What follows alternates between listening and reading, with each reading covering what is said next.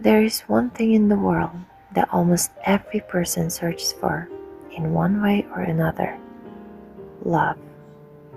Not only romantic love, but also the feeling of being important to someone, being understood, cared for, remembered. I think many people spend most of their lives trying to feel loved enough by others, and because of that, they slowly start connecting their self-worth to the amount of love they receive. When someone chooses us, we feel valuable. When someone leaves, ignores us, or fails us to love properly, we immediately start questioning ourselves. We think, maybe we were not enough, maybe we cared too much, or maybe we are simply difficult to love. But I think we look at love in the wrong way sometimes. We often define ourselves by how others treat us, even though people are very different in the way they love.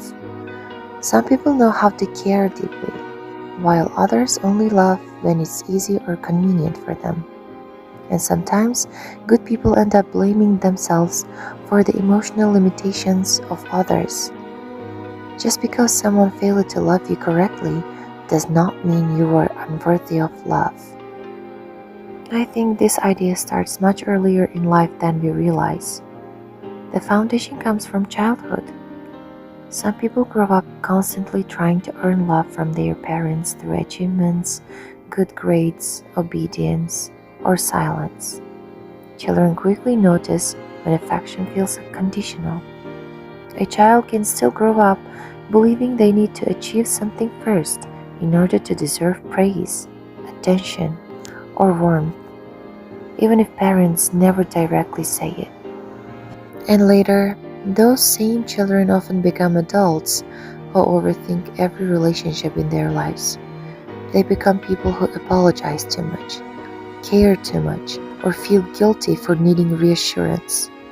They become people who constantly try to prove their worth to others, because deep inside, they still feel like love is something they must earn. Sibling relationships can affect people deeply too, even though it's not discussed as often. Sometimes one child feels less noticed, less understood, or constantly compared to another sibling. Even small things during childhood can stay in someone's mind for years. People may laugh about it later, but many insecurities quietly begin inside the family environment. Friendships also show this idea very clearly.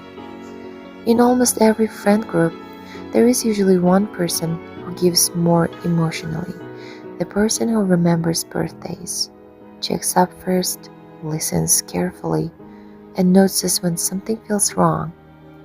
That person always tries to stay awake helping others through problems, but rarely feels comfortable talking about their own. And after some time, those people become tired.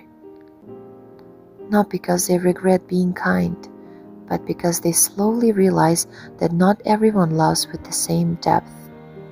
Some friendships survive only because one person keeps making the effort. Once they stop texting first or checking up constantly, the entire friendship disappears. And that can hurt people more than they admit. Because at the end of the day, nobody wants to feel replaceable.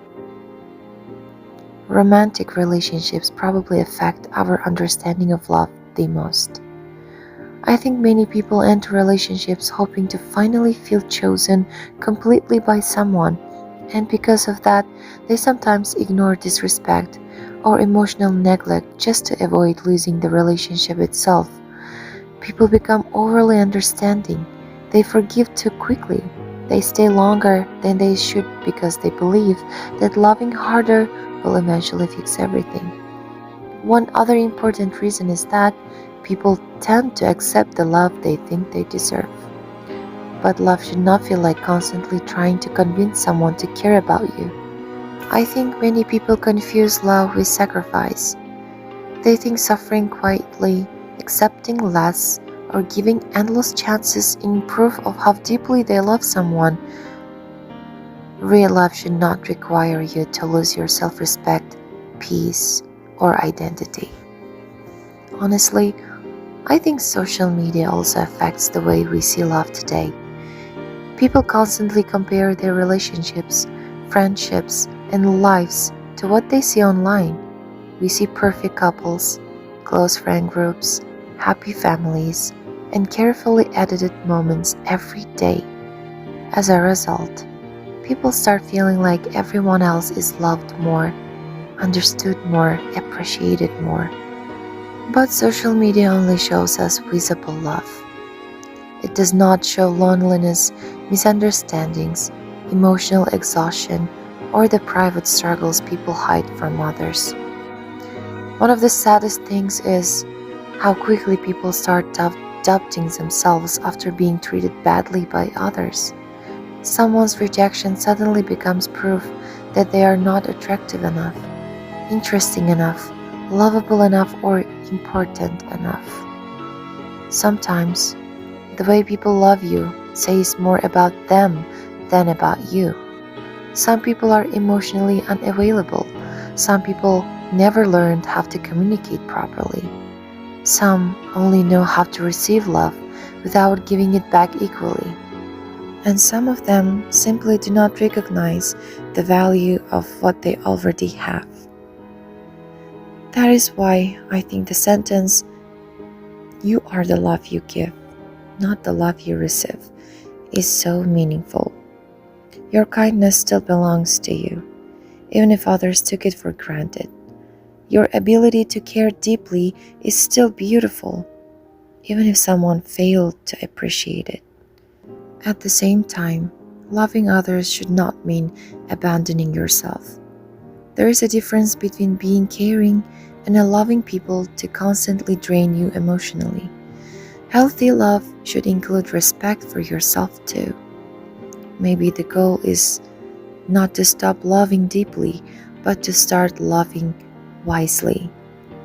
At the end of the day, I don't think people will remember every compliment they received or every person who admired them for a short time. They will remember how they treated others.